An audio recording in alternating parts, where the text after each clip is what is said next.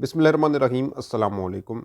आबाइन पाकिस्तान की बहरहाल जीत हो चुकी है और जीत भी ऐसे है कि अभी ज़बानी कलामी है। अभी इस पे अमली तौर पर काम होना है। अब लाहौर हाई कोर्ट ने जैसा कि फ़ैसला दे दिया है कि इलेक्शन 90 रोज़ के अंदर होने ही होने हैं और अब देखना ये है कि क्या जो स्टेक होल्डर्स हैं, जो निगरान सेटअप है, वो क्या कर पाएगा, इलेक्शन 90 रोज़ के अंदर करवाएगा। देखें, वज़ारत ख़ज़ाना से पूछें, वो कहता है जी ख़ज़ाना खाली है। वज़ारत दिफ़ा से पूछें, जी हम बंदे नहीं पूरे कर सकते। इलेक्शन कमीशन से बात करें, जी हमारे पास तो बंदे पूरे नहीं हैं। चीफ सेक्रेटरी कहता है जी कि हमने रमज़ान के अंदर जो है वो कीमतें कंट्रोल करनी है, अफसरान अंदर बिज़ी होंगे और पहले भी वो बिज़ी होंगे और बाद में भी बिज़ी होंगे। तो मतलब एक सोचा समझा प्लान लग रहा है कि स्टेक होल्डर्स सारे एक पेज पर हैं कि किसी भी तरीके से इलेक्शन नहीं होने देने, इलेक्शन नहीं करवाने। लेकिन अब लाहौर हाई कोर्ट का ऑर्डर आ गया है। अब इसके बाद इलेक्शन कमीशन क्या करेगा, ये एक बड़ा सवाल है। इलेक्शन कमीशन को हर हाल में अब 90 रोज़ के अंदर इलेक्शन कराने हैं। अब ये बात जो है वो एक अहमियत की हामिल है कि क्या ये 90 रोज़ अब से शुरू होंगे इस फैसले के बाद जो लाहौर हाई कोर्ट ने दिया है, या जो पहले मेरे ख्याल से 20-22 दिन हो गए हैं जो निगरान सेटअप का आए हुए, तो वहीं से वो काउंट होंगे और 90 रोज़ के अंदर इलेक्शन होंगे। अभी बहरहाल इसका तयन नहीं हुआ है, ये हो जाएगा। लेकिन बहरहाल अब ये बड़ा फ़ैसला है और अब हर हाल के अंदर जो है वो इम्प्लीमेंट करना होगा इसको, निगरान सेटअप को। अब मोहसिन नकवी सबको पता है किसके आदमी है, मैंने इस पे मुतअद्दिद व्लॉग भी किए हैं। वो अपने अंडर अब इन्होंने सारी ब्यूरोक्रेसी की भी उखाड़ पिछाड़ कर दी है, अपनी मर्ज़ी के एसीज़ डीसीज़ सारे चेंज कर दिए हैं, पूरी ब्यूरोक्रेसी के अंदर उखाड़ पिछाड़ हो गई है। तो अल्टीमेटली नुकसान इमरान खान का है। जो परवेज़ इलाही थे वो किसी हद तक गो के वो अपने मुफाद के लिए भी बात कर रहे थे, लेकिन बहरहाल वो इमरान खान को बार बता रहे थे कि यार ये बड़ा मसला हो जाना है आपके लिए, और वो हो रहा है। और इमरान खान को भी इसका इदराक होगा, ऐसा हो नहीं सकता कि इमरान खान को पता ना हो, लेकिन वो मुश्किलों से खेलते हैं, वो आग से खेलते हैं। तो उन्होंने कहा कि ठीक है, देखा जाएगा जो होगा। तो बहरहाल अब वो बेसिकली अवाम के अंदर ये सारा जो सेटअप है ये एक्सपोज हो रहा है और इसको नाफिज करने वाले भी एक्सपोज हो रहे हैं। और एक्सपोज से मुझे याद आया कि जो कैप्टन सफदर हैं वो भी एक्सपोज कर रहे हैं। वो मरियम को कहते हैं कि वो वज़ीर आज़म नहीं बन रही, उनको मैं बनता नहीं देख रहा। कोगे इनकी बहुत सारी बातें, बहुत सी कंट्रोवर्शियल बातें हैं। अब मैं इनको ये कहता हूँ कि जिस तरह जो शोबिस सितारे हैं, जैसे वीना मलिक जैसे लोग थे जो सस्ती शोहरत के लिए क्या क्या करते थे, तो इसी तरह सियासत के अंदर भी कुछ ऐसे लोग मौजूद हैं जो सस्ती शोहरत के लिए बहुत सारी बातें कर जाते हैं। लेकिन इन बातों में वो कुछ बातें ऐसे भी कर जाते हैं जो जो ये आपको कह लेंगे सोचने पे मजबूर कर जाते हैं कि शायद इसमें कुछ हकीकत हो सकती है। तो इसी तरह अब कैप्टन सफदर कहते हैं कि जी मरियम नवाज़ साहिबा जो हैं, मुस्तकिल करीब में उन्हें वज़ीर आज़म बनते हुए नज़र नहीं आती। वो यार हो सकता है कैप्टन सफदर साहब वो वज़ीर आज़म ना बनने के चक्कर में अभी अभी वज़ीर आला पंजाब की दौड़ में शामिल होना चाहती हूँ, फिर बाद अज़ां वो वज़ीर आज़म बनने के ख्वाब देखें। वो हो सकता है गर्म रोटी जो है वो मुँह को नहीं लगाना चाहती होंगी, क्योंकि उनको पता है कि मुँह सड़ जाएगा और शायद रोटी ही इनको मुँह ना लगाए। कहने का मकसद ये है कि ज़ात उज़्मा की कुर्सी हो रही है, ये कैसे हो सकता है, ये तो एक मजाक है। और ये कौम के साथ वैसे बड़े बड़े मजाक हुए हैं, ये भी मजाक हो सकता है। रजीम चेंज हो गया, वो भी एक मजाक था, ये भी हो सकता है। क्यों नहीं हो सकता, होने को तो कुछ भी हो सकता है पाकिस्तान में। ये तो इसकी अब तवक्को नहीं कर सकता। मैं ये नहीं कह सकता यार मरियम जो है वो वज़ीर आज़म की कुर्सी पर नहीं बैठ सकती, बैठने को कुछ भी हो सकता है। बिलावल भी कल को वज़ीर आज़म की कुर्सी पर बैठ सकते हैं, और वो तो खुद साख्ता बन भी गए हैं वज़ीर आज़म अगले कि वो वज़ीर आज़म होंगे। तो खैर, अब वो तो ये कह रहे हैं कि अपने सफदर ज़रा सैनी बात कर दी है उन्होंने। अब बाद में उन्होंने पता नहीं उनका घर में क्या अंजाम हो रहा होगा, मरियम साहब उनको रोटी भी दे रही होंगी कि नहीं दे रही होंगी, जेब खर्च ना बंद हो गया उनका। लेकिन बहरहाल अब मरियम नवाज़ साहिबा ने फ़ौरी तौर पर उनको बयानात देने से रोक दिया, यानी मुंह पर हाथ रख लिया। मकसद ये है कि किस किस को ये रोकेंगे। बगावत हो रही है, पार्टी बाकायदा तौर पर टूट फूट का शिकार है। जो आप कह लें कि KPK के अंदर जो है उसके अंदर कितने मसले फड्डे चले हुए हैं। और वहाँ पे जो है जो सीनियर नायब सदर हैं या सदर हैं, उन्होंने बासी करके है, उन्होंने भी इस्तीफ़ा दे दिया। उन्होंने कहा जी मैं नहीं शामिल हो सकता जहाँ पे अमीर मुकाम जैसे लोग हों। तो ये तो इनका हाल है, यहाँ पे तो इनकी मुश्किलें हैं और इनको समझ नहीं आ रही कि इन्होंने करना क्या है। कि KPK की जो इंतज़ामिया है नून लीग की, वो बुरी तरीके से कोलैप्स हो रही है। और कैप्टन सफदर ने और भी बड़ी बातें की, वोट की बैनी की, जो हमने है खुद धज्जियाँ उड़ाई, बेइज्जती करवाई, और इसमें कोई शक नहीं है।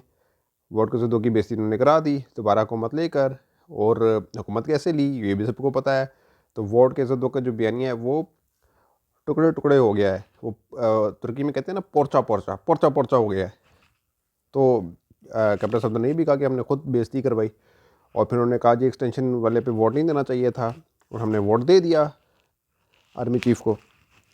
तो इसमें भी नवाज शरीफ को सोचना चाहिए था। और भी बड़ी बातें उन्होंने की। और मतलब खुल के जो है ना बात की है। तो इस वजह से पार्टी में जो हैं वो खुटेला लगाया हुआ है इनको। और नवाज शरीफ साहब जो हैं वो तो आपको पता है उस खुशामद पसंद, सॉरी माज़रत चाहता हूँ, अच्छा, वो तो खुद खुशामद पसंद है। और जो उनकी चपलूसी करता है वो उनके मंजूर नज़र होता है।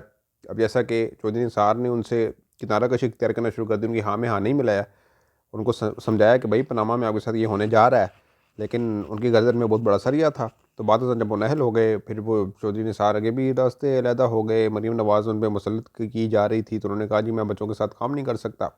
तो अभी इसी तरह की सूरत हाल और भी जो लीडरान है नून लीग की जो सीनियर क़यादत है वो भी यही सोच रही है, वो भी यही कह रही है कि भाई हम इस बच्ची के आगे क्यों काम करें, इसके नीचे क्यों काम करें। और शायद हक्कान अब्बासी ने भी वाज़ेह तौर पे बहुत सारी बातें बता दी, इशारे कनाइयों में बहुत सारा कुछ बता दिया है। तो बहरहाल अब जो कैप्टन सफदर हैं, अब मेरी दुआ है कि अब ये और ज़्यादा कोई खुडे लाना लगाने के दीवार के अंदर ही ना उनको चुन दिया जाए नारकली समझ कर। खैर जाते जाते आखिर में मैं एक बात ये करता चलूँ कि एक बहुत ही अजीम अदीब शायर अमजद सलीम अमजद वो इस दुनिया से चले गए हैं। और 78 साल की उम्र थी गालबन, और जो सोए हुए थे वो और फिर सोए रहे, फिर वो उठ नहीं सके। और उनके क्रेडिट पर बहुत ज़्यादा जो हैं वो तसनीफ़ उनके क्रेडिट में जाती हैं। उन्होंने बहुत सारे अच्छे ड्रामे भी लिखे। 1980 से 1990 की दुहाई के अंदर इन्होंने वारिस, दहलीज़, समंदर, दिन और फशार जैसे आलीशान ड्रामे लिखे और अमर हो गए तारीख में। इसके अलावा आप कह लें कि इन्होंने बहुत सारी जो शायरी की किताबें वो भी लिखी थी, इसमें बरज़ख, मेरे भी हैं कुछ ख्वाब, और इस तरह कह लें कि ये उन्होंने लिखी हैं। और बहुत सारी तसनीफ़ उन्होंने लिखी और बहुत सारी किताबें उन्होंने लिखी। ये ज़्यादतीस के मरीज़ थे बेसिकली, लेकिन इसके बावजूद वो मीठे के शौकीन थे। तो आप कह रहे हैं ना कि इंसान को जिस चीज़ से रोका जाता है ना वो वही करता है, तो इसी तरह वो मीठे से उनको दूर रखा जाना था, लेकिन वो मीठे कहते थे कि मैंने खाना है, वो खाते थे। और इसके अलावा इन्होंने परवीन शाकिर की भी एक किताब जो है वो तरतीब दी थी, और मुअस्सिर नाम था उस किताब का, और अताउल हक कासमी के साथ मिलकर इन्होंने इस किताब को जो है वो ख़त्मी शक्ल दी थी। मुझे याद पड़ता है कि सेमिनार के अंदर इन्होंने एक बात की थी कि परवीन शाकिर की कुछ गज़लें थी, नज़म थी जो पब्लिश नहीं हुई थी, फिर हमने उसको एक किताब की शक्ल दी थी और उसको फिर पब्लिश किया गया था। अच्छा, मैं आपको ये बताऊं कि जो अमजद सलीम अमजद हैं, मेरे साथ उनका बहुत गहरा इंटरेक्शन हुआ था, और आप कह लें कि वो मेरे लिए एक लेसन था, सबक था, जिसके बाद मेरे जो कॉन्फिडेंस लेवल था वो बूस्ट अप हुआ था। पंजाब यूनिवर्सिटी के दिन थे, 2010 की बात है, और ये एक सेमिनार में आए थे, और सेमिनार में इन्होंने ख़िताब करना था, और ज़ाहिर सी बात है क्वेश्चन आंसर्स का सेशन होता है, उसके अंदर भी उन्होंने मतलब जवाब देने थे तलबा के। तो मैंने ना पहली दफ़ा ज़िंदगी में माइक पकड़ के क्वेश्चन किया एक पूरे एरिया के अंदर, और अनफॉर्चुनेटली मैं उसमें पूरी तरीके से कामयाब नहीं हो सका। तो मैंने सवाल किया और मैं बीच में कन्फ्यूज़ हो गया, और वो बहरहाल सवाल मैं भूल गया। तो बहरहाल लेकिन उन्होंने मेरे सवाल को समझ लिया और कहते हैं मुझे आपका सवाल समझ में आ गया, फिर उन्होंने तसल्ली बख्श उसका जवाब भी दिया। उसके बाद मेरा जो कॉन्फिडेंस लेवल था बड़ा बूस्ट हुआ। तो वो एक कड़ी थी इनके साथ जुड़ी हुई, जिसके बाद मेरे कॉन्फिडेंस को मज़ीद अल्लाह के फजल से वो कह लें कि पर लगते गए, तो चाका उतरता चला गया। फिर और सारे भी लोगों से भी सवालात किए, और फिर प्रेजेंटेशंस दी, बड़ा कुछ किया। तो वो एक यादगार लम्हा है, मुझे याद आता है। फिर उन्होंने परवीन शाकिर की मशहूर गज़ल भी, उसके भी इशार सुनाए थे कि कमाल ज़ब्त को मैं ख़ुद भी तो कैसे आजमाऊँगी, मैं अपने हाथ से उसकी दुल्हन सजाऊँगी। और इस तरह की जो गज़ल थी तो उन्होंने पूरी पढ़ी थी, और वो परवीन शाकिर के भी बड़े क्लोज़ थे, क्योंकि वो परवीन शाकिर जो हैं वो कम उम्री में ही चल बसी एक ट्रैफिक हादसे में इस्लामाबाद में। तो बहुत अच्छे इंसान थे, बहुत नफीस इंसान थे। तो मैंने जो अपना पर्सनल एक्सपीरियंस है वो आपके साथ शेयर किया है। इनकी एक गज़ल है, उसके कुछ इशार हैं, मैं इनको ट्रिब्यूट देना चाहूँगा इन्हीं की गज़ल के इशार से। वो लिखते हैं, इसी ज़मीन में एक दिन मुझे भी सोना है, इसी ज़मीन में एक दिन मुझे भी सोना है, इस ज़मीन की अमानत है मेरे प्यारे भी,